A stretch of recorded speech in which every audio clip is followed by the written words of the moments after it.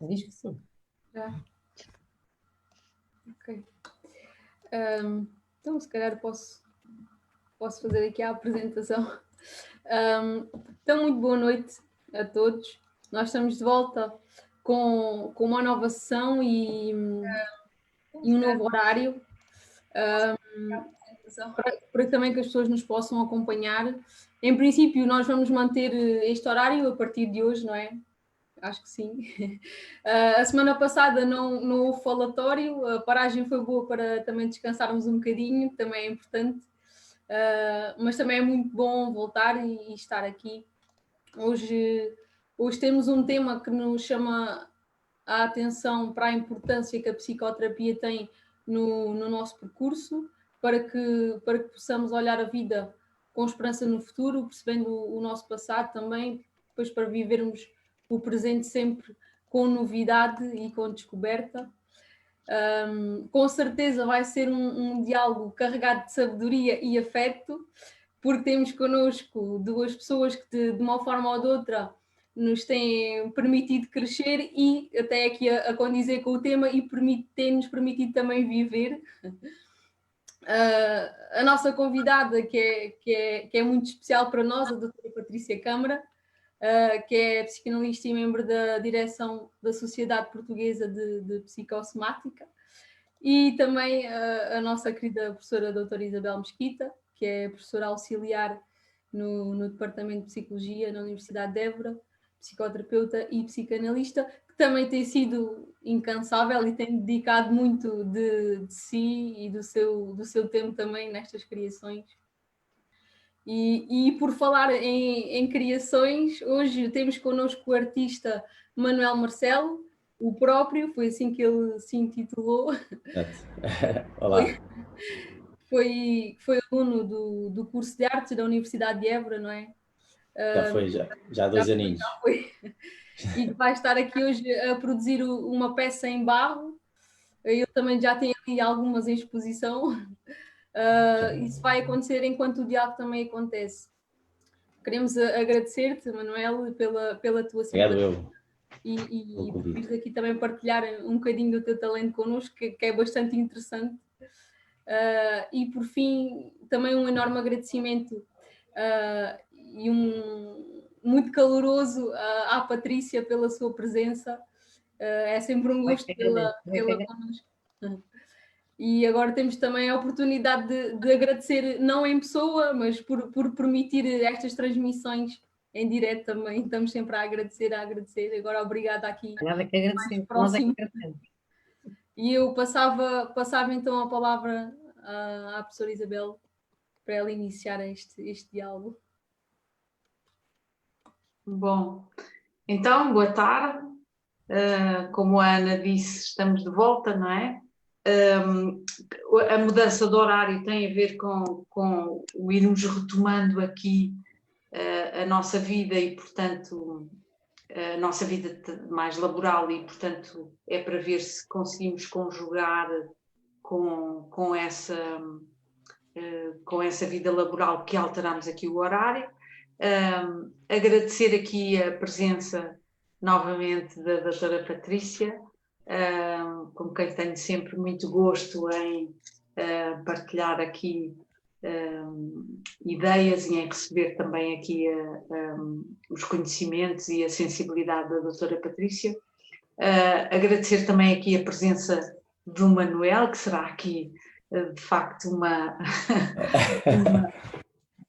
vai-nos criando aqui com toda a certeza uma expectativa do resultado final desta elaboração que o Manuel vai aqui desenvolver, e agradecer também a toda a organização e a todos aqueles que têm manifestado muito afeto e muito carinho nas mensagens que vão enviando e no acompanhamento que têm feito aqui desta nossa iniciativa, portanto que já reúne aqui uma série de pessoas habitualmente que vão partilhando também aspectos e ideias muito importantes e que vão partilhando os seus comentários.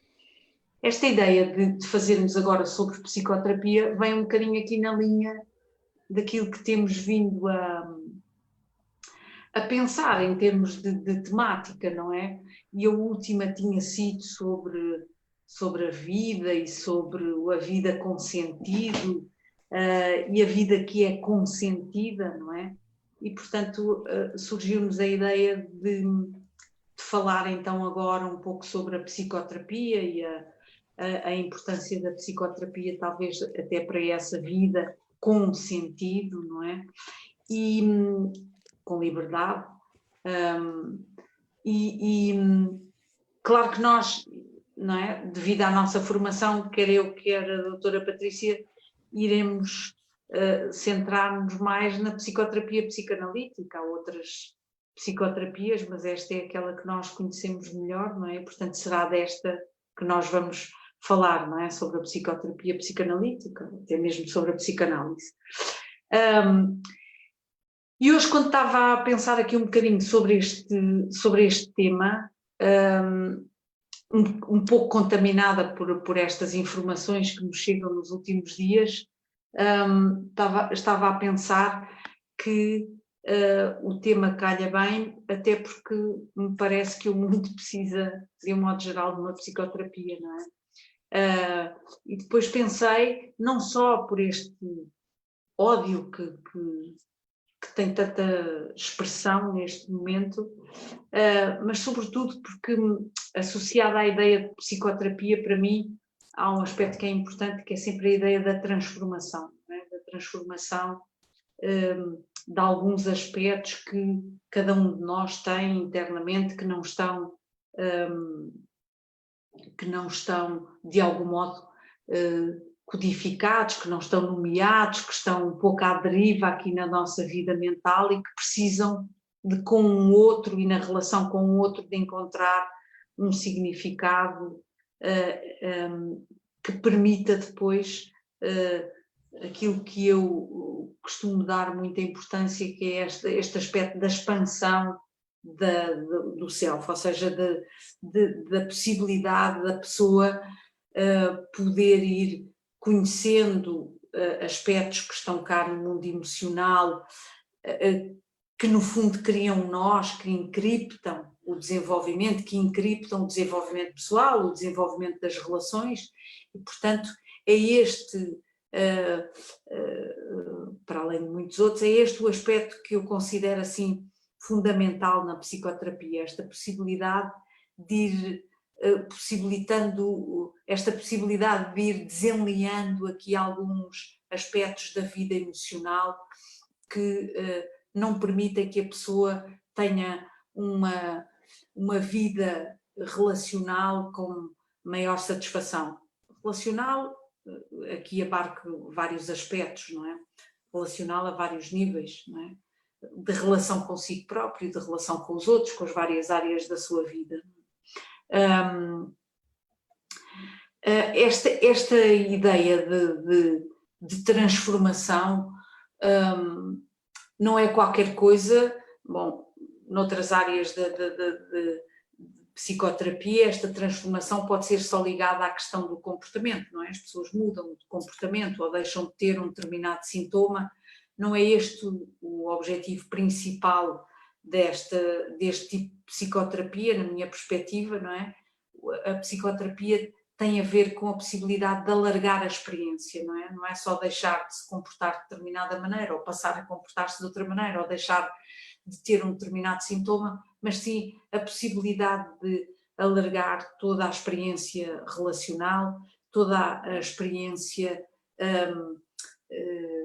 que de algum modo até aqui, até à altura em que a pessoa se permita fazer uma psicoterapia, essa experiência estava bloqueada, estava encriptada, ou estava sempre muito num caminho sempre muito igual, que nós costumamos dizer de repetição, não é? Portanto, em que o tipo de experiência afetiva que a pessoa tem, o tipo de experiência relacional, a sua vida emocional é sempre pautada pelo mesmo tipo de sentimentos, de emoções, não é? Não há nada de novo, não há nada que possibilite a pessoa ter uma nova visão de si própria e uma nova visão da relação com os outros, porque, como eu já tenho dito noutros lugares, portanto, é sempre esta visão do próprio que permite, e o amadurecimento do próprio que permite criar novas relações, e depois essas relações vão possibilitar também a transformação.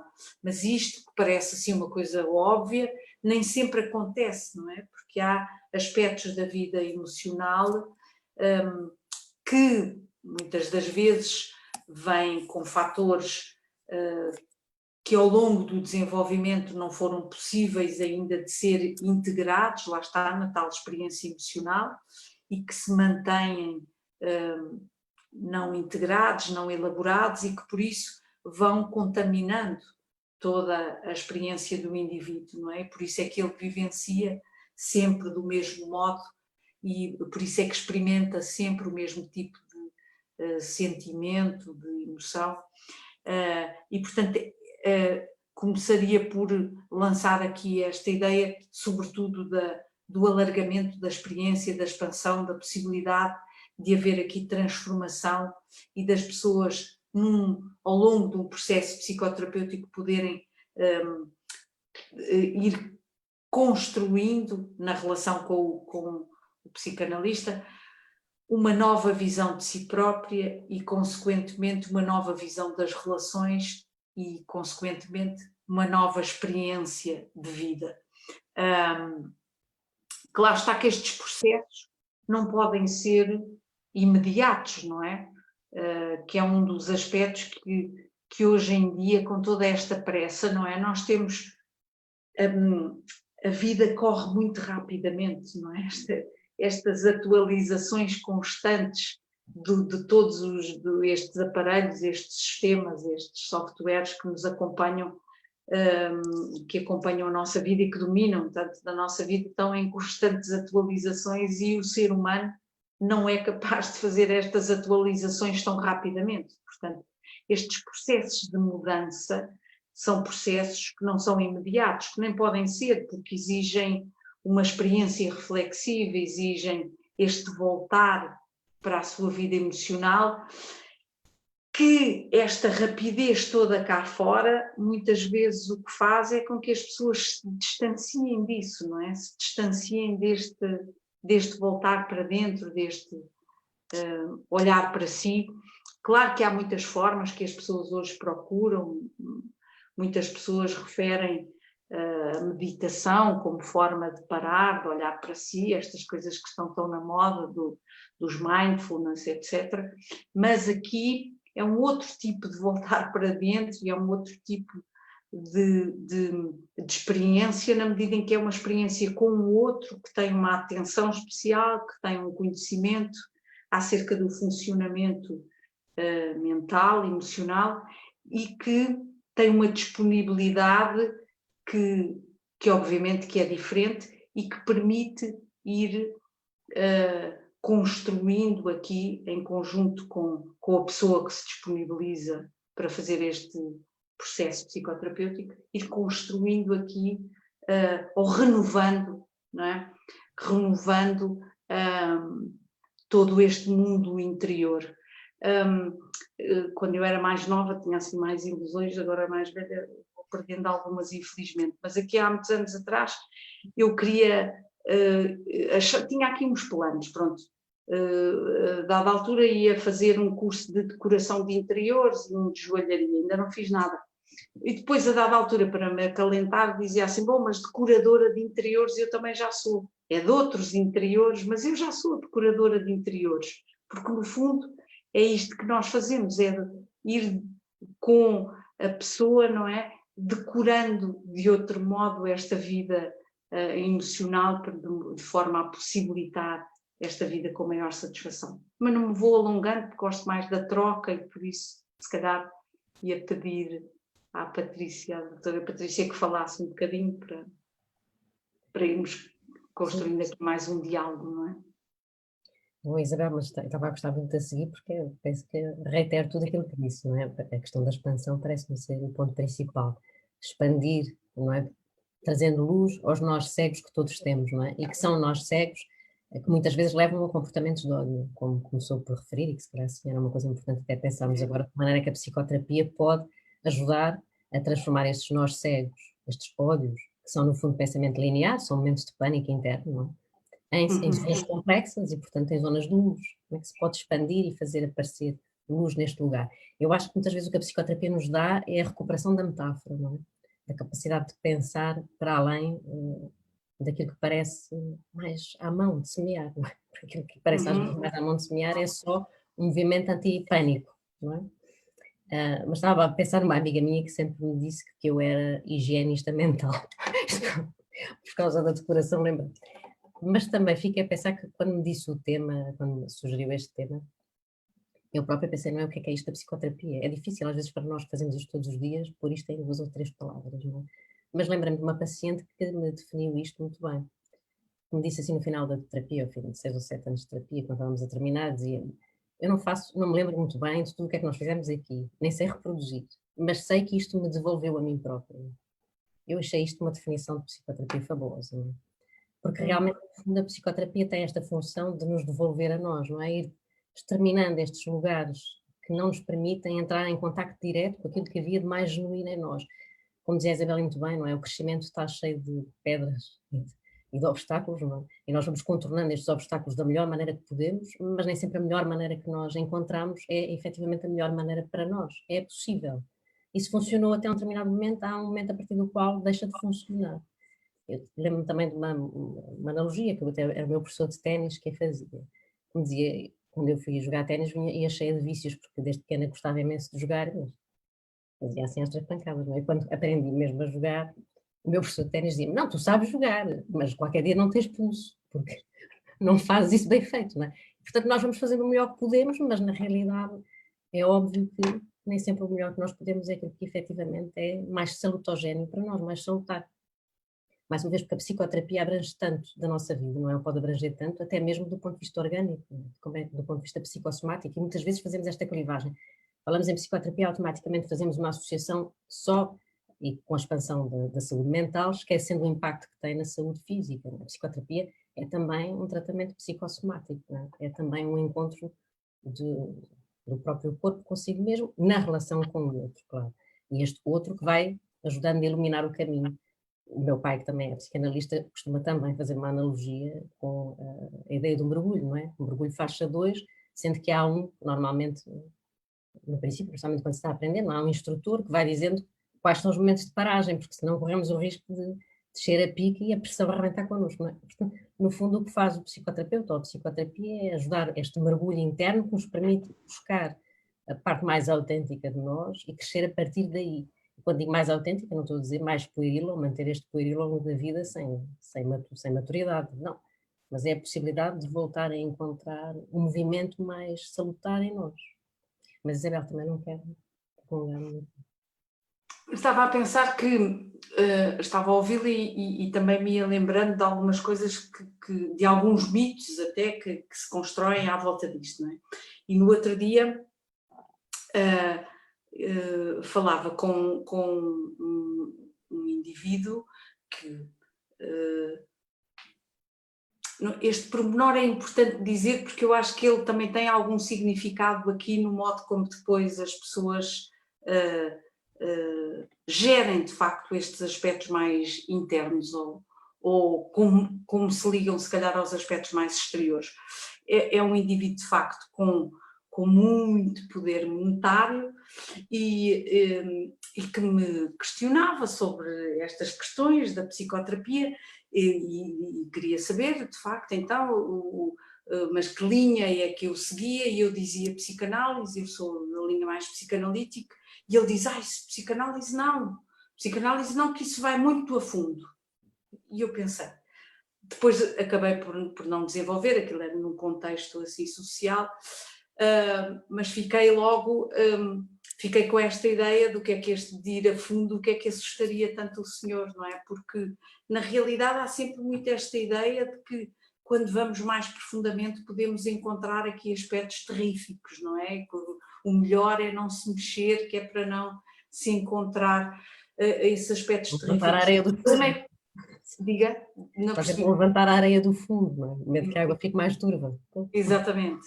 Que é precisamente o contrário, não é? Que à medida que podemos compreender aspectos que à partida se podem pressupor muitos geradores de grandes ansiedades e sofrimentos, que no fundo o que acontece é que depois eles ficam mais manejáveis, não é? E, portanto, é possível a partir daí se construir algo de novo, não é? Portanto, é sempre muito esta possibilidade de ir construindo também uma história diferente. Ainda em relação a esta questão da profundidade, há outro mito, chamemos-lhe assim, que também tem a ver com a ideia de que não temos que ir ao passado e não temos que mexer no passado, porque a vida é para a frente, é para o futuro. Mas como se nós não fôssemos construídos a partir também desse passado, não é? Há uma analogia, não é minha, uma vez li, já não sei onde, mas que alguém dizia que se há um buraco no chão, nós, para conseguirmos saltar, quanto maior for o buraco, mais para trás temos que ir para tomar balanço e conseguir passar o buraco. E isso fez-me algum sentido, porque na realidade é isto, não é? Nós somos construídos a partir da nossa história, não é? E vamos nos construindo sempre ao longo do nosso desenvolvimento, mas é importante percebermos de onde é que partimos também, o que é que se constituiu aqui como bases que nos foram dando aqui algumas indicações sobre como é que nós somos, sobre como é que o que é que podemos esperar dos outros, e às vezes isto fica de facto ali um bocadinho compartimentado, não é? Ou fica ali, não queria usar a palavra fixado, porque remete um bocadinho para questões mais freudianas, mas na realidade é isso, há aspectos que ficam ali muito presos a determinadas alturas do nosso desenvolvimento e que, portanto, não há uma possibilidade, às vezes, de irmos integrando novas experiências de relação, porque estamos sempre muito a enquadrar o novo naquilo que é o que já é experienciado. E, portanto, é isto que às vezes impede aquelas novas experiências que eu estava a falar no início, não é? As experiências acerca de si próprio e dos outros, não é?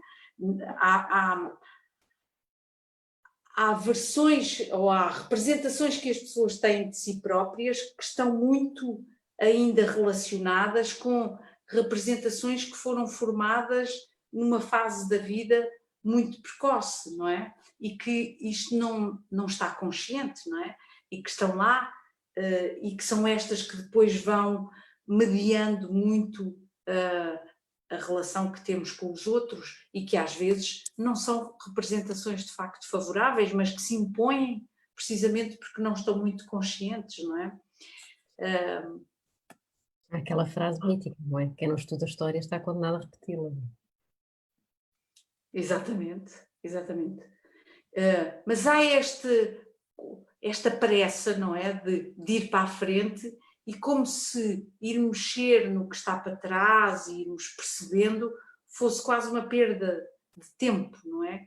Como se isso que está para trás não se pode... As pessoas têm muito esta ideia, não é? O que está para trás, os acontecimentos não se podem modificar, pois não, mas pode-se modificar a vivência, o sentimento que se tem, não é?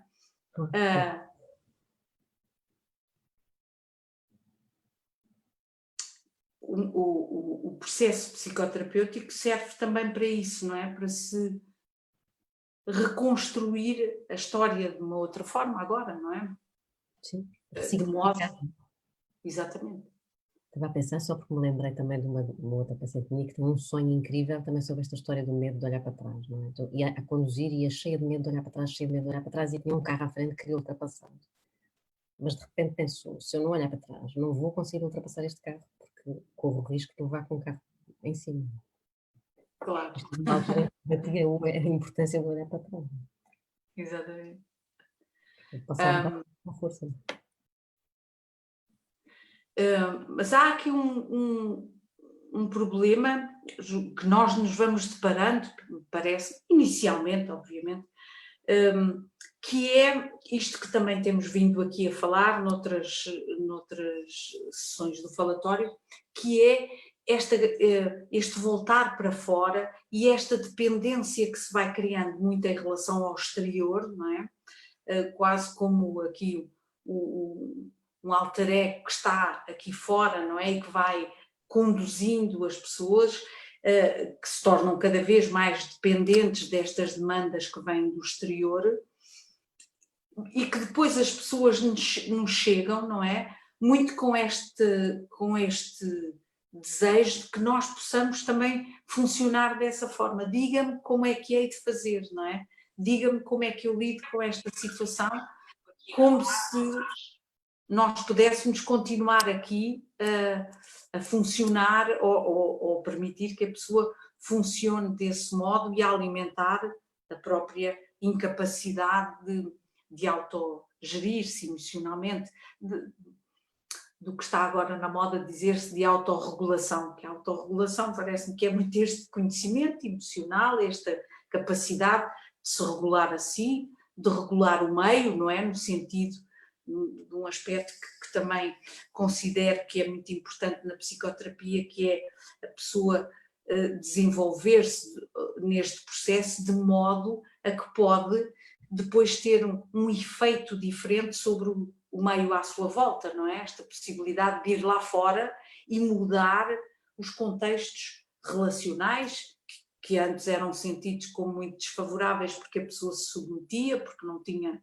ação, porque não podia impor no sentido saudável de manifestar o seu desejo, as suas necessidades.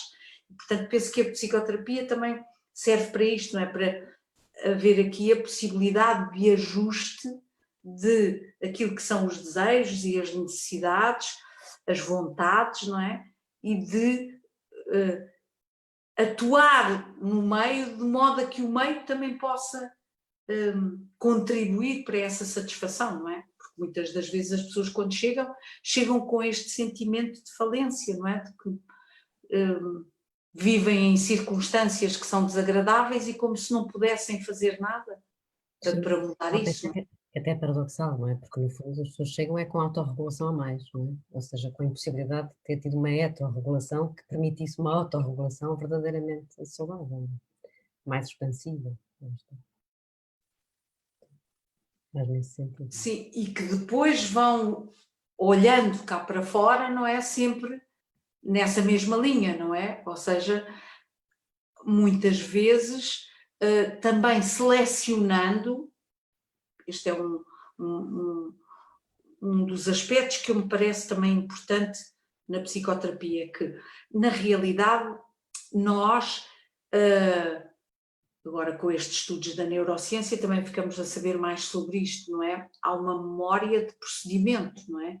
E que desde cedo, nesta memória de procedimento, também estão estes aspectos que foram construídos nessa relação com as primeiras pessoas significativas, com os primeiros cuidadores, não é? Que são as pessoas que têm aqui um aspecto fundamental no início do nosso desenvolvimento mental, emocional, e portanto há aqui não gosto tanto da palavra aprendizagem, mas há de facto aqui um conhecimento que se vai adquirindo nestas primeiras relações e que fica nessa memória de procedimento, não é? E que depois ele vai ser muito experimentado cá fora noutras relações, não é? E o que acontece é que quando essas primeiras experiências relacionais foram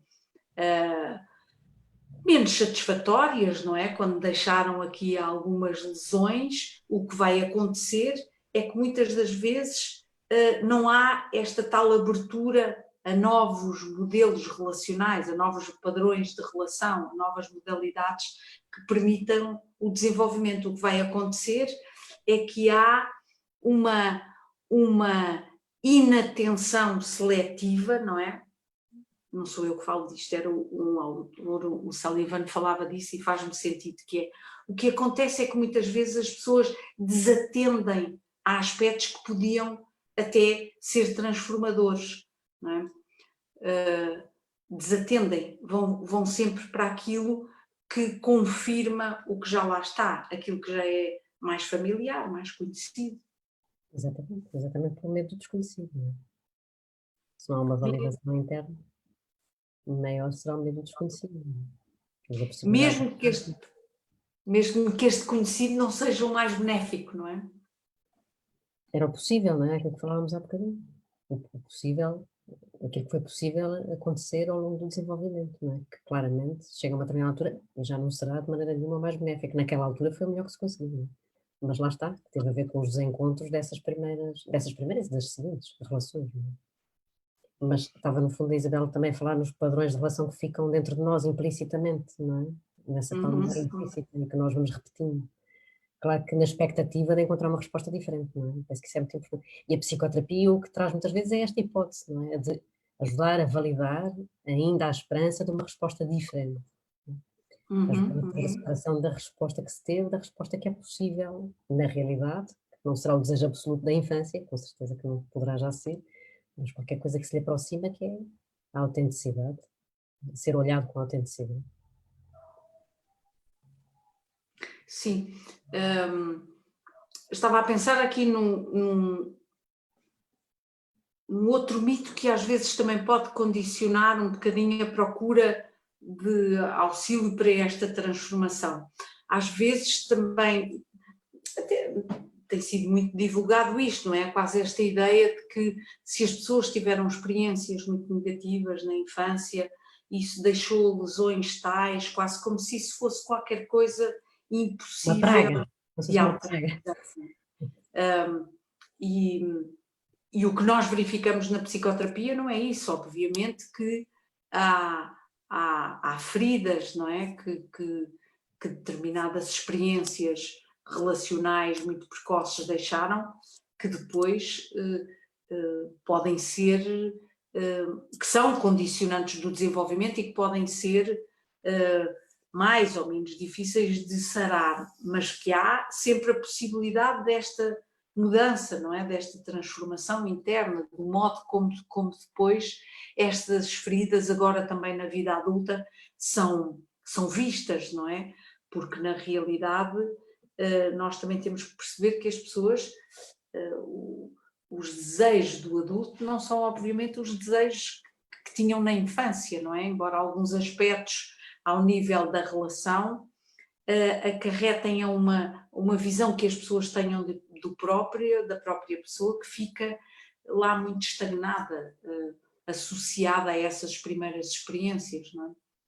Eu estava a pensar, só num exemplo, Patrícia, só para clarificar aqui, há pessoas com um funcionamento mais depressivo, não é? Com uma desvalorização e que mesmo quando alguém as valoriza, a tendência é desprezar essa valorização. Quando há uma validação, sei lá, estou a pensar um aluno que tenha um funcionamento mais depressivo e em que o professor até valoriza imenso e puxa e diz que tem imenso jeito e o trabalho estava muito bom, e que a pessoa desvaloriza e diz, não, este professor ou esta professora é que é muito simpática. Não?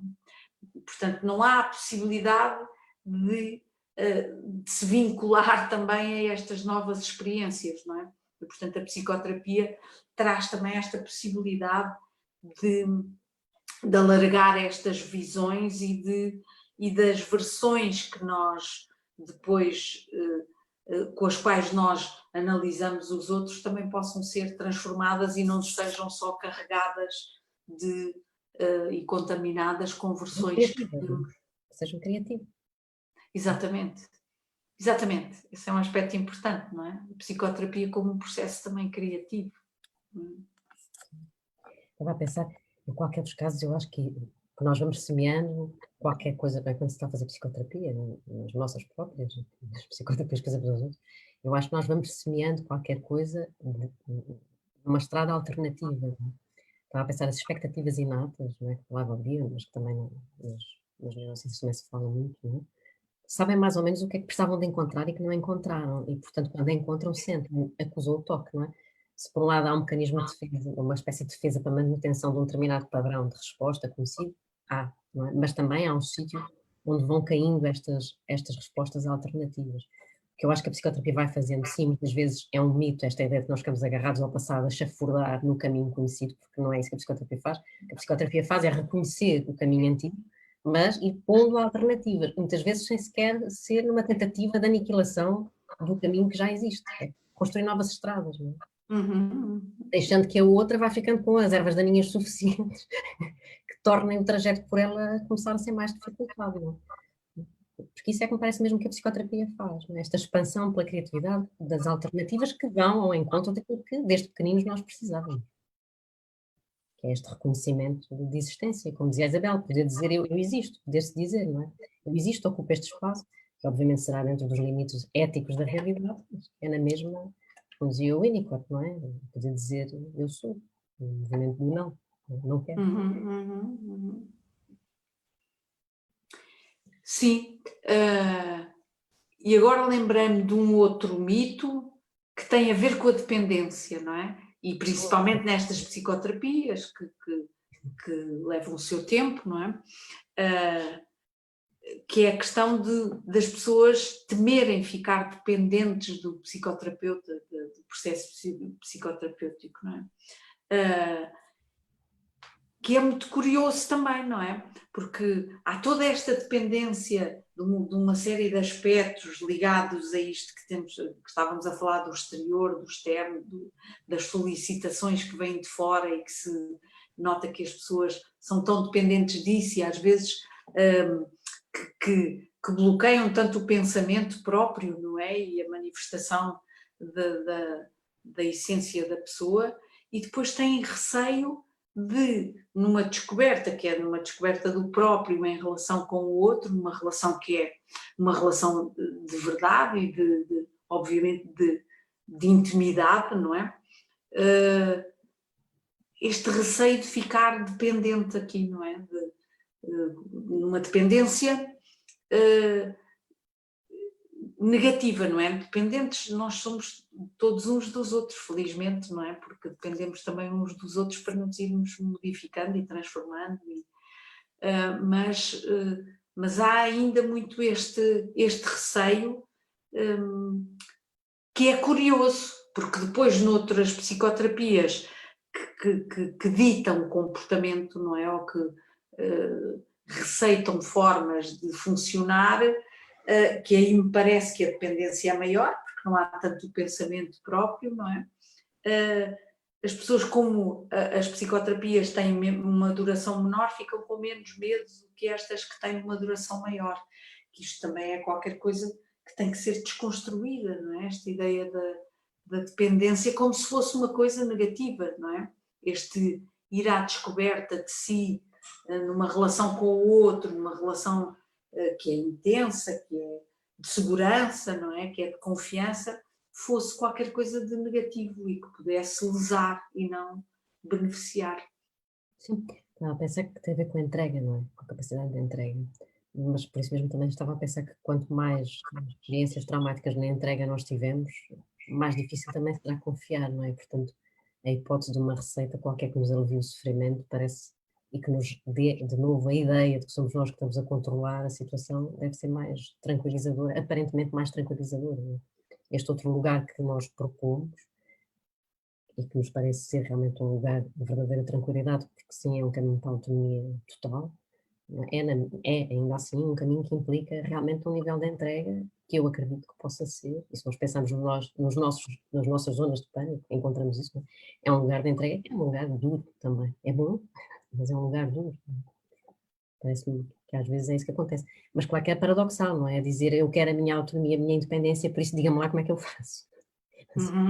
Eu empresto isso para que eu coma isso, para que isso fique dentro de mim e eu já não preciso de si e volto à minha autossuficiência, à minha aparente autossuficiência. Claro que o que nós propomos é este lugar que só é possível pela relação, não é?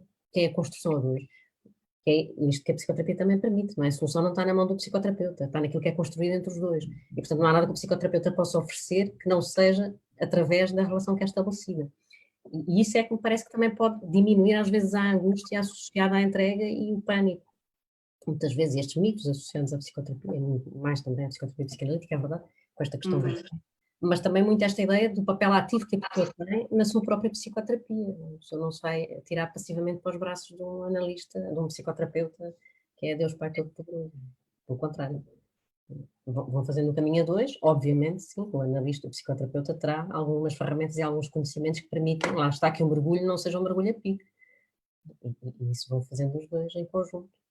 Mas penso que é importante que a pessoa tome consciência disto, que tem muito mais controle sobre a relação do que aquilo que à partida possa parecer.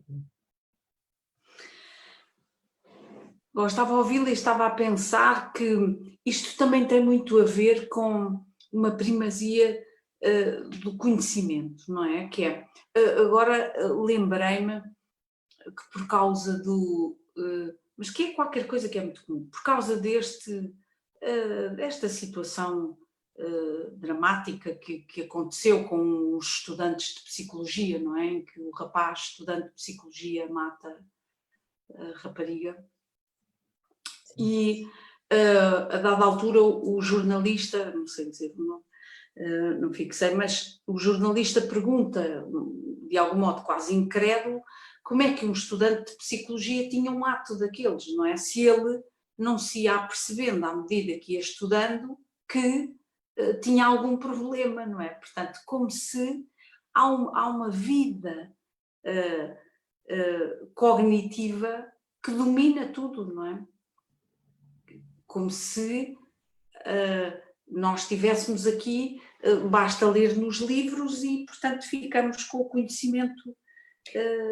Isso é quase a ideia da imunidade total, não é? Como se a pessoa pudesse ser 100% saudável se fosse médica. É médica, é 100% saudável. Fora da cadeia, eu acho que é muito esta ideia da imunidade, não é? Uma vez que a pessoa é psicoterapeuta ou que faz psicoterapia, fica imune a qualquer tipo de virose. E como temos estado a ver, a imunidade e os vírus não funcionam exatamente como nós gostaríamos. Não é? E, portanto, sim, acabar um bocadinho com... Esse é outro mito, não é? O mito da sanidade. Se fosse uma coisa em estado puro.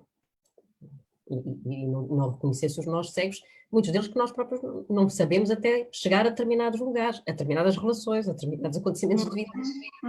Nós não sabemos o que é que cada acontecimento de vida nos vai trazer e até onde é que nos leva. Nos desperta. Ir ao pé. A Ana apareceu, significa que... temos aqui já vários comentários, muita gente a dizer boa noite e a cumprimentar. E temos aqui um comentário da Tina Santos, que ela diz o seguinte: boa noite, excelente palestra, onde tanto me revejo a mim e tanta gente que atendo e conheço. A psicoterapia é o processo onde damos significado à experiência e vivência. É o processo onde nos vamos compreender a nós mesmos desde o início da vida. É processo de transformação, autodesregulação e regulação emocional e experiencial. Obrigada. Obrigada a Tina também. Gostei imenso da palavra autodesregulação, porque auto e heterodesregulação, mas sim. Pois, no fundo, é um bocadinho aqui a resumir também aquilo que nós vamos aqui falando, não é? Estava a pensar que neste aspecto de autorregulação está esta procura também de validade, não é? De validade em relação àquilo que é o essencial também da pessoa, não é? Esta validação também é um aspecto que me parece que hoje em dia é fundamental no processo psicoterapêutico, não é? Esta possibilidade da pessoa se sentir reconhecida e validada, que muitas vezes noutros lugares não é possível e que a própria pessoa se vai distanciando muito disso, não é? E o quanto isto provoca depois lesão na autoestima do próprio e que também se torna muito nocivo nos diferentes relacionamentos, não é? Portanto, o processo psicoterapêutico tem aqui todo toda uma técnica também, não é? E toda uma série de aspectos que fazem parte de um novo desenvolvimento e por isso isto leva o seu tempo, não é? Portanto, todo este processo de reconstrução da visão de si próprio, da visão dos outros na relação com o próprio, são aspectos que não podem nunca ser imediatos, não é? que têm que ser, que são processos que têm que contribuir, que vão contribuindo aqui para o desenvolvimento daquilo que o Fonagy chama de função reflexiva, não é? Porque também é algo que nós vamos assistindo que nesta exterioridade se vai perdendo muito, não é? É esta capacidade de reflexão que contraria aquele equivalente psíquico, não é? Esta equivalência psíquica que é as pessoas acharem que as coisas são tal qual elas a veem, não é? A realidade é como eu a vejo, sem que houvesse aqui aspectos do meu mundo interno que vão interferir no modo como eu vejo essa realidade, não é? E para isso exige uma competência reflexiva, eu poder chegar aí, dizer isto não é tal como eu vejo, ou eu vejo assim porque há aspectos do meu funcionamento, da minha história, da minha vivência, que contribuem para que eu veja deste modo, não é? Não sei se faz sentido, mas há aqui não é propriamente aquilo que se tem falado de iliteracia emocional, acho que é mais do que isso, é esta incompetência reflexiva, esta incapacidade da pessoa refletir sobre a sua vida emocional de forma a perceber que ela interfere na maneira como ela vê depois o mundo à sua volta. Não é? Karina. Está sem som. Temos aqui mais perguntas. Temos aqui uma questão do Vitor Hugo, que também já nos acompanha há muito tempo, e ele diz assim: não percebi a autorregulação a mais. Não é a autorregulação em si um mecanismo saudável? Talvez a pessoa esteja concentrada a repetir respostas já gastas, não fazendo ajustes criativos à vivência cotidiana. E depois temos aqui também alguns comentários de Elizabeth Amaral, que também já nos acompanha há algum tempo, e que pergunta: será medo da dependência ou medo de se confrontar com o eu desconhecido? Poderá ser mais fácil procurar a ajuda no outro do que a ajuda em nós mesmos? Sim. Estava a pensar sobre essa questão da autorregulação, acho que fui eu que disse. A autorregulação a mais, no fundo, é a impossibilidade de fazer uma autorregulação boa, ou seja, é demasiada solidão interna, é a ausência de companhia. Por isso, sim, estou de acordo consigo, acho que é a incapacidade ou a impossibilidade de encontrar soluções mais criativas, mas porque essas soluções mais criativas dependem de uma heterorregulação que se vai transformando numa autorregulação verdadeiramente sanismo, ou seja, que permite a expansão, que permite a criação, que permite a construção de alternativas. Nesse sentido é que há autorregulação a mais, ou seja, solidão a mais. Era mais nesse sentido. Isabel, não sei se quer. Sim, cumprimentar o Vitor Hugo, qualquer dia temos que o convidar para estar aqui também de uma outra forma. Pois, quando a Patrícia falou em autorregulação a mais, estava a pensar de facto nestes aspectos mais no sentido de contenção da expressividade da pessoa, não é? E que ligaria aqui com a outra questão que tinha a ver com o medo do eu desconhecido. Não sei se o eu é desconhecido, eu penso que às vezes obviamente que existem potencialidades que a pessoa não reconhece em si e que vão sendo validadas, descobertas, potenciadas aqui ao longo do processo psicoterapêutico, mas não sei se tudo isto é completamente desconhecido ou se é qualquer coisa que é sabida, mas não foi possível ainda de ser pensada, não é? Que é pensada aqui em conjunto, não é? Não sei se é assim tão desconhecido. Mas ainda em relação a isto que o Vitor Hugo disse, estes ajustes criativos não são possíveis às vezes, não é? Há o desejo, mas não há a possibilidade de fazer estes ajustes criativos, não é? Sem haver, se calhar, aqui depois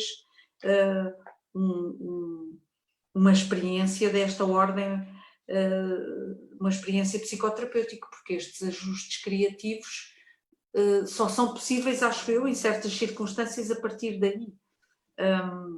Não sei se percebi muito bem a questão.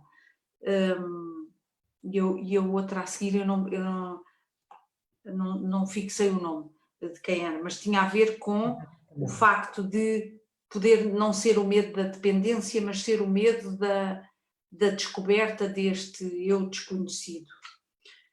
Eu penso que pode haver as duas coisas, não é? O medo da dependência há de certeza, ou em muitas circunstâncias há esse receio, até porque se nós agora fôssemos buscar aqui alguns autores, nós sabemos que esse é um dos aspectos. Há pessoas que não, que até procuram, ou se nós quisermos aqui, há aquelas estruturas mais analíticas que até gostam de alguma dependência, não é? Mas a nível de senso comum, isto é qualquer coisa que surge muito, não é? Este receio de ficar dependente, neste sentido de poder ser até manipulado, usado pelo outro, que acho que isto remete sempre, lá está, para angústias sofridas muito precocemente em relações onde a pessoa estava, onde o sujeito se sentiu dependente de alguém, não respondido e até não respondido, não correspondido, não validado, ou até mesmo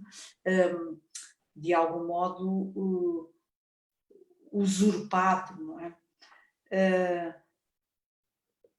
Este medo do eu desconhecido, também acho que sim, talvez se prenda com aquilo que também no início estávamos a falar, não é? Esta ideia de que se vai descobrir aqui qualquer coisa muito maléfica, que também vinha da teoria mais freudiana, não é? Destas ideias destes desejos ligados à pulsão de morte, não é? E portanto que vamos encontrar aqui umas coisas terríveis, que vamos conhecer partes de nós terríveis, que penso que, ou pelo menos não faz parte muito do meu procedimento psicoterapêutico ou psicanalítico, esse tipo de culpabilização do sujeito ou dos desejos do sujeito. Porque a psicanálise e a psicoterapia psicanalítica também têm vindo a ajustar-se de algum modo a estas novas eras e estas novas solicitações e, portanto, há toda uma transformação também aqui da teoria, não é? É dinâmica. Exatamente. Isabel, estava aqui a pensar no fundo só nessa questão da dependência, porque a dependência e o medo do desconhecido parece-me que estão intimamente ligados, até tenho alguma dificuldade em separá-los completamente, mas estava a pensar se não seria mais ao contrário, se não seria o medo de não encontrar o desconhecido, não é? Porque, no fundo, penso que o medo desta questão da dependência, da entrega, tem a ver com o número de quedas dadas, não é? E, portanto, no fundo, é se eu me entrego e volto a cair. E, portanto, eu quero uma coisa qualquer que me faça não ter que estar aqui muito tempo, porque eu não quero correr este risco. Não é? Por isso, penso que o desejo é do desconhecido. O medo é de não conseguir lá chegar. Ou seja, de não encontrar o desconhecido. Sim. Clarificando aqui um bocadinho, se calhar, o que está a dizer é que o desejo é de encontrar uma relação diferente, alguém que responda de maneira diferente. E que verdadeiramente ampare e que vá fazendo este movimento de tornar, porque no fundo é um bocadinho sempre a mesma coisa, não é? Que são imaterializações que nós vamos fazendo exatamente pela materialização, não é? Pela presença adequada. A presença adequada é que nos permite e nos vai trazendo independência. Nesse limite da questão até da autossuficiência, ou da no limite da autoajuda, não é? A autoajuda só é possível se existir uma heteroajuda interna, não é? Só quem tem companhia interna, só quando temos momentos de companhia interna é que vamos conseguindo produzir ajuda para nós próprios, não é? Senão é um esforço interno imenso, como eu dizia no princípio, jogamos ténis, mas com uma lesão no pulso, não é? Porque estamos a fazê-lo completamente às custas de aprendizagens feitas em momentos muitas vezes em momentos de pânico interno, e não em momentos de companhia e de suporte. Portanto, esse será o movimento, parece-me. O amor, lá está, não é? O amor ao desconhecido, ao contrário. O desejo de encontrar aquilo que na realidade eu sei que preciso, mas que me faltou. Eu sei, vai assim consciente. Sim.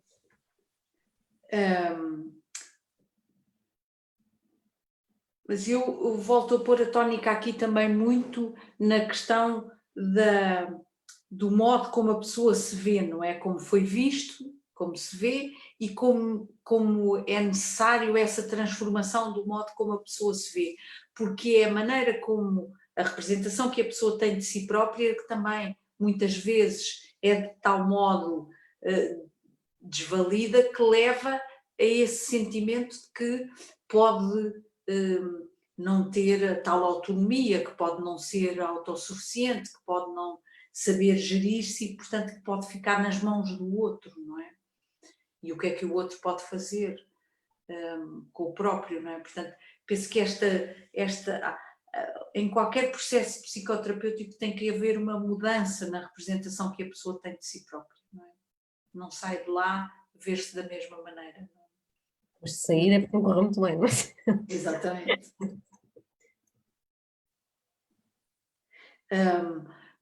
Mas isto é qualquer coisa também, de algum modo, de novo nestes processos psicoterapêuticos, porque há muitos anos atrás, e mesmo aquelas perspectivas muito mais clássicas acentuavam só na questão do insight, da compreensão, da pessoa ficar a perceber de facto quais são os seus desejos mais infantis ou edipianos, e depois logo víamos o que é que a pessoa fazia com esse conhecimento, não é? Não havia propriamente uma mudança, não é?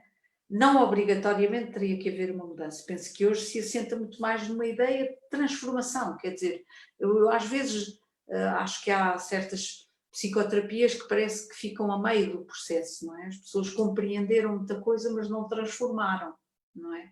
É preciso depois transformar, é preciso ir mudar a vida lá fora, não é? O objetivo não é só ficarmos aqui numa compreensão, tem que haver mudança, tem que haver esta tal agência que eu dizia, não é? A pessoa tem que ter um efeito sobre o meio à sua volta, não é? Não é só a pessoa como um resultado do seu meio e olharmos sempre para a pessoa enquanto criança, mas sim o que é que o sujeito hoje em dia também faz, como é que ele age, que o faz sentir do mesmo modo sempre, que não traz a novidade, não é?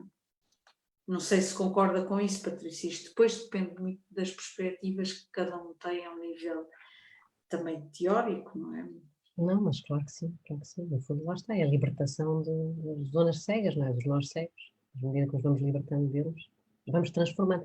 Sim, e estava a pensar até mesmo na questão das coisas terem que ser repetidas muitas vezes para irem ficando dentro de nós, não é?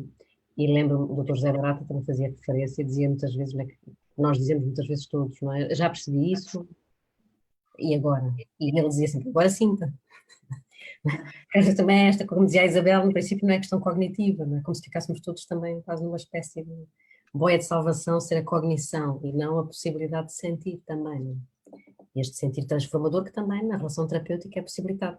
Porque a psicoterapia, lá está uma vez mais, não é? É a relação terapêutica que se estabelece dentro da psicoterapia que faz a transformação. Até mesmo pela questão das diferentes formas de psicoterapia, tem havido cada vez mais estudos engraçados, não é? Que mostram que muitas vezes o mais importante é a autenticidade relacional entre o terapeuta e o paciente, mais do que propriamente o quadro teórico de referência, não é? Então, lá está esta capacidade de ajudar a libertar o outro das amarras que não lhe permitem crescer em liberdade, não é? Orar vai crescer num sentido que seja bom para ela, entre aspas, mas que seja através também daquilo que vamos aprendendo com ela. Não é? Essa referência ao sentimento, que para nós é qualquer coisa tão banal, um dia destes estava ali a ler assim, um pouco na diagonal, mas uma entrevista que tinham feito ao António Damasio por causa do seu último livro, e em que me parecia assim uma surpresa na pessoa que o entrevistava, uma surpresa quando ele dizia que a essência da nossa vida estava nos sentimentos, não é? E eu pensava, mas como é que é possível hoje em dia haver ainda um espanto em relação a isso, não é? Mas na realidade, era o que eu estava a dizer, há uma primazia de facto aqui do conhecimento, não é? Aliás, nós vemos isso muito ao nível académico, não é? Esta comprovação do conhecimento que temos através dos números e das estatísticas não é? E tudo isto que fica, e aí é que tem validade, não é? Quando a coisa é comprovada os números e parece que quando se tem esse conhecimento, então ele pode ser validado. Olá, Olá, boa noite. Patrícia, está a dizer qual? Não, ia só dizer a questão da sinceridade, não é? Estava a pensar nas... Claro que obviamente a psicoterapia abrange vários níveis de sofrimento psíquico, não é? De diferentes tipos de movimentos internos, mais psicopatológicos, menos psicopatológicos, mas estava a pensar nas pessoas que apresentam às vezes psicopatologia mais grave, não é? Ou nós também, nos nossos momentos de maior angústia, o detector de sinceridade do terapeuta, que o paciente tem com o terapeuta, não é? Qualquer movimento que não seja sincero, o paciente repara, não é? Desta importância de estar autenticamente na relação também, e isso ser transformador por si só. Desculpa, diga, gente. Boa noite a todos. Olá. Muito bom ouvi-las. Temos aqui então 2 comentários da Gabriela Forjaz e um da Ana Rita Leonardo. E eu vou dar voz a eles, e a Gabriela diz assim: como se um psicólogo não fosse uma pessoa. Não sei se é imunidade ou idealização. A psicoterapia é um avanço e retrocesso constante, mas um retrocesso que é essencial. E a Ana Rita Leonardo diz: Boen, na sua teoria, elucida-nos sobre esta questão da relação, individualidade e proximidade, nas relações com os outros, a partir das relações que estabelecemos com a nossa família de origem desde cedo. São esses 2 comentários que ainda tínhamos.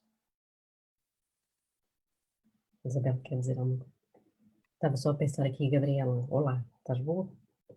Mas estava a pensar que a idealização e a imunidade também andam de mãos dadas, não é? Porque depende, penso eu também, de como é que isso é dito a um terapeuta, não é? Ou qual é a função disso que está a ser dito. Porque pode ser muitas coisas, não é? Pode ser a necessidade, sim, que um terapeuta seja alguém que não tem feridas, não é? Ou que se consegue dar como alguém que ampara infinitamente, mas também pode ser uma perversão da situação, não é? Ou seja, eu atacar o outro com a imagem da idealização, não permitir a outra falha, ter incapacidade de olhar para a minha própria, claro. Sei lá, acho que há uma panóplia de coisas que não me permite fazer só uma ligação tão direta, ou seja, pôr só na questão da idealização olhada benignamente, pelo menos. Isabel. Pois, eu fiquei aqui mais centrada na ideia do retrocesso e a pensar um bocadinho, não sei se é retrocesso, não é? Estava a pensar que quando colocam esta questão é no sentido de retroceder, ou seja, o ir olhar lá para trás, não é? Nunca parece um retrocesso. Bom, mas aqui também entraríamos depois em questões mais teóricas, não é? Ou nos aspectos mais regressivos, nunca é um retrocesso no sentido em que nós agora temos pessoas com outro desenvolvimento, com outras situações pelas quais passaram na vida e que vão olhar para trás, não é? Que vão olhar para a sua história, que vão olhar para a sua experiência. Não sei se pode falar bem em retrocesso, mas percebi que o retrocesso era este olhar para trás, era ir lá atrás, não é? Seria isso que estavam a referir. Essa questão da idealização, até acho que a idealização é importante, faz parte em certas situações, pode ser que o paciente necessite disso, não é? O Couto falava nisso e eu concordo. Há pacientes para os quais é importante sentir-se ligado a alguém que eles idealizam, ainda que seja uma idealização benéfica, não é? E saudável, se calhar. Ali em contexto psicoterapêutico. Não é essa idealização de achar que as pessoas, lá porque têm conhecimento, não sofrem ou não têm acontecimentos de vida que possam ser marcantes ou que lá está, criam essa tal imunidade, não é? Como se não fôssemos então depois seres de sentimento, não é? Porque se somos seres de sentimento, obviamente que as experiências e as circunstâncias da nossa vida vão tendo efeito em nós, independentemente do conhecimento cognitivo que possamos ter.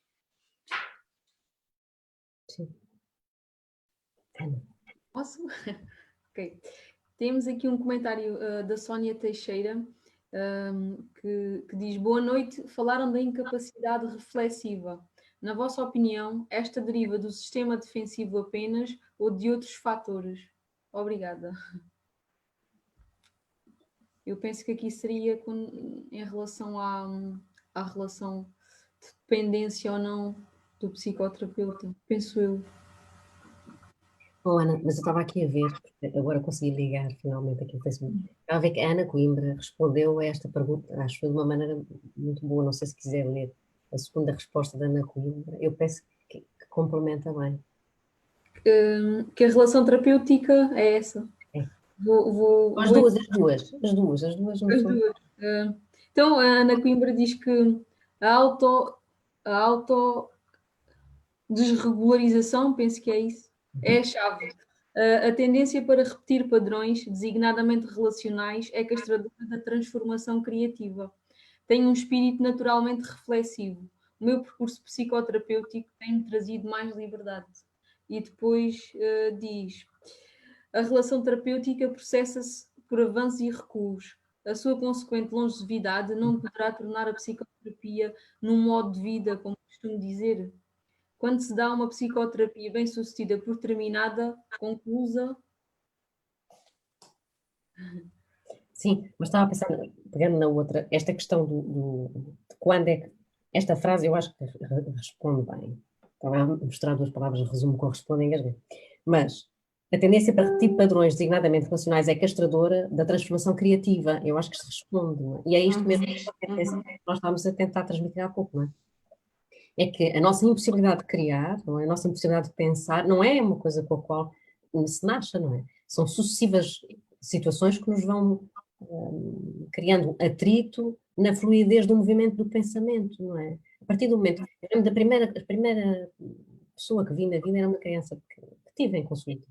Era uma criança de 9 anos que aliás, depois até foi o tema do meu trabalho final de curso, que me angustiou pela incapacidade de sonhar. Era uma vida de 9 anos que não tinha qualquer sonho, qualquer expectativa, qualquer esperança na vida e portanto ter ficado.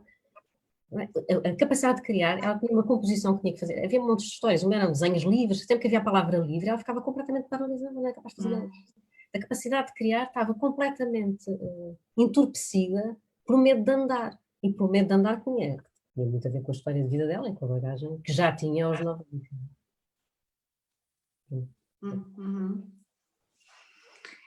Eu fixei aqui um aspecto que a Ana Coimbra estava a dizer, que era que a psicoterapia se tornava um modo de vida, não foi qualquer coisa desta ordem, não foi? Podia tornar-se um modo de vida. E eu acho que é bom que se torne, não é? Não neste sentido de ficarmos a fazer psicoterapia o resto da vida, mas pois aí será muito mau sinal, não é?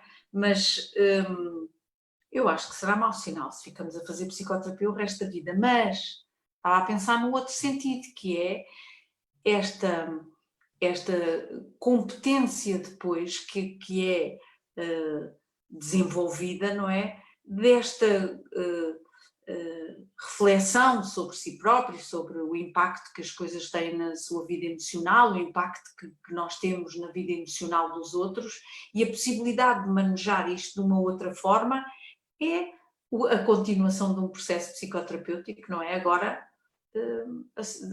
em que a pessoa vai caminhar sozinha, não é? Sozinha, acompanhada com aquilo que construiu e que foi construindo na relação também com o psicoterapeuta. E estava a pensar que isto depois também depende das pessoas, mas ao longo de um processo psicoterapêutico, ainda voltando à questão da dependência, e que acho isto muito saudável, não é? Que não tem nada de dependência, mas que às vezes poderia ser confundido com isso, mas estava a pensar neste processo também de a relação com o psicoterapeuta, isto também tem a ver depois com a história de cada um e com as necessidades de cada um. Estava a pensar concretamente numa pessoa em que ele algumas vezes diz, na ausência da psicoterapia e em determinadas situações em que ele diz, e naquela situação eu pensei, e o que é que diria agora a doutora Isabel Mosquito? Eu já sei o que é que ela dizia, ela ia dizer qualquer coisa assim parecida com isto, não é? Portanto, esta relação que se constrói e que permite que depois a pessoa também possa evocá-la, não é? E que faz parte depois deste processo que se irá autonomizando e que imagino que a determinada altura já não seja preciso ir pensar o que é que diria o outro, não é? Porque se foi desenvolvendo ali qualquer coisa de novo. Mas fui buscar isto por causa, isto ao fim do dia custa mais, por causa da psicoterapia e disto que fica depois dentro de nós, não é?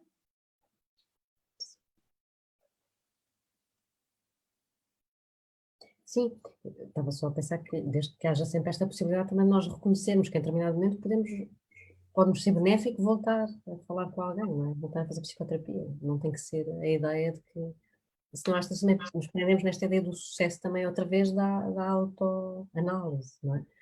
Claro que é a almofada interna, como dizia agora, a almofada interna que nós vamos construindo na relação terapêutica fica dentro de nós e nós vamos enfocando em vários momentos, o que não significa que em determinada altura da vida não seja benéfico voltar a falar com um psicoterapeuta. Não é? Se acontecer, é coisa que a pessoa sinta que o justifique.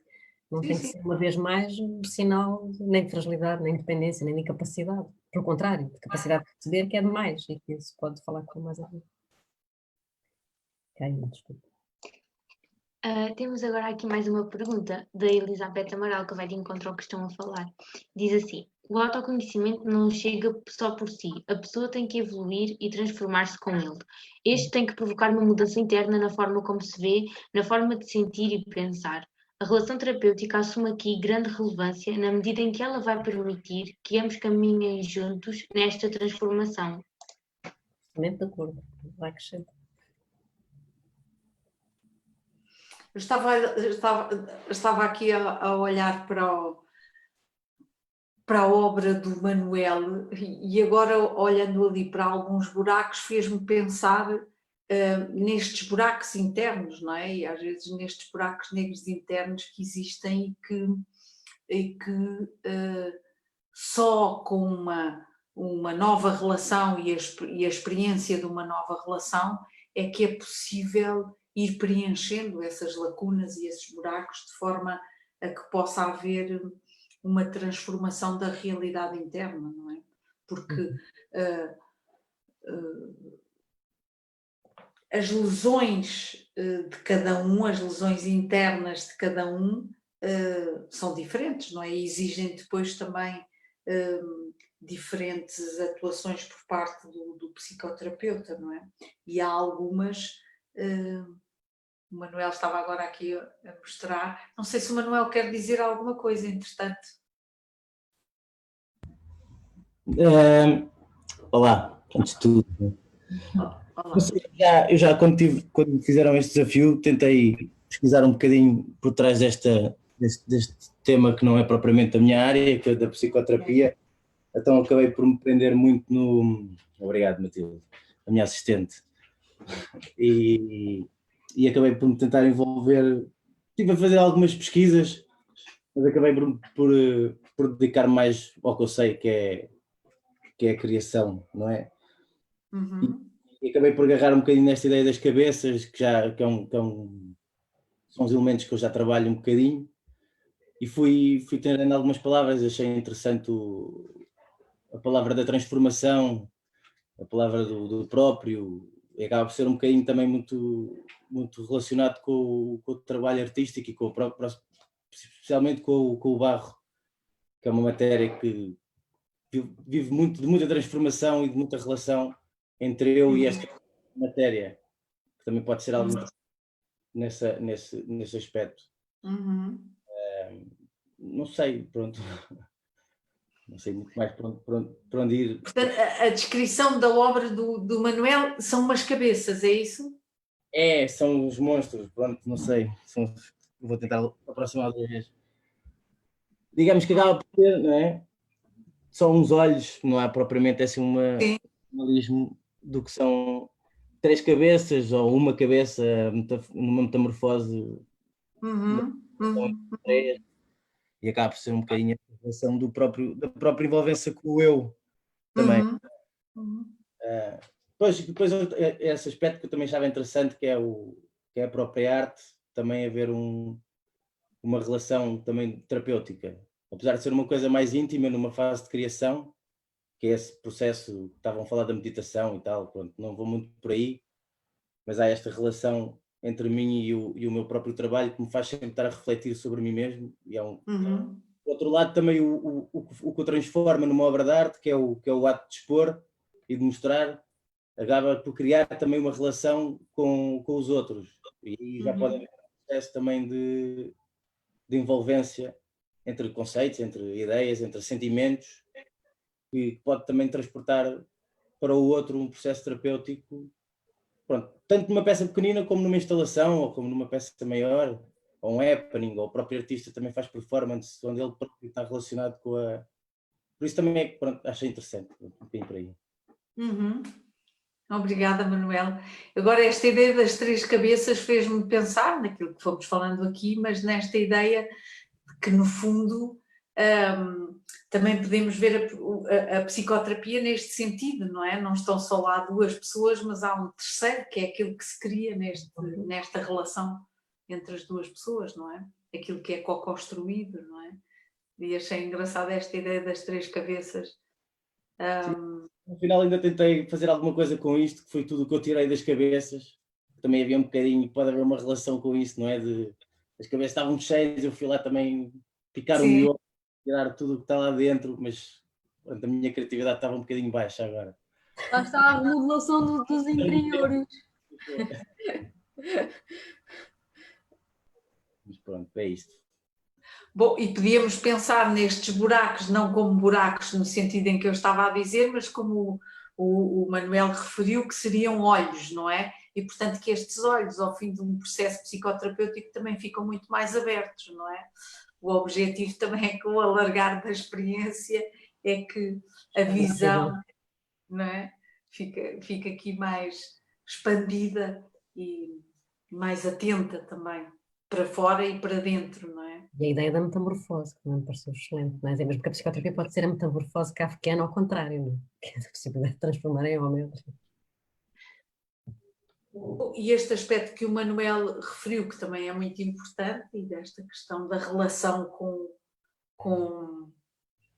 o processo criativo, não é? E como isso também pode ser depois transformador para o próprio, esta relação que o Manuel diz que, entre o Manuel e a sua obra, não é? Isto que vai construindo e que lhe permitir, conhecendo também aspectos de si próprio, eu acho que este aspecto também é muito importante.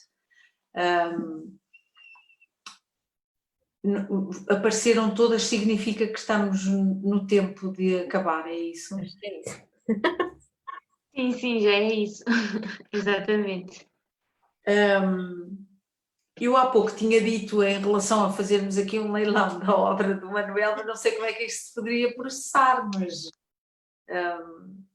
Nós depois podemos, se calhar, falar melhor com o Manuel, não é? Claro, e até colocar uma foto da peça e no nosso Facebook do falatório para então leiloar a peça. Depois, se calhar, decidimos melhor esses pormenores e estejam atentos ao nosso Facebook. Era engraçado, sim. O Manuel envia por correio. Pois. Ganhar o leilão, depois também... Muito obrigada. Aqui, mas também queria pôr, depois ponho assim umas referências também ao meu site, se quiserem estar interessados.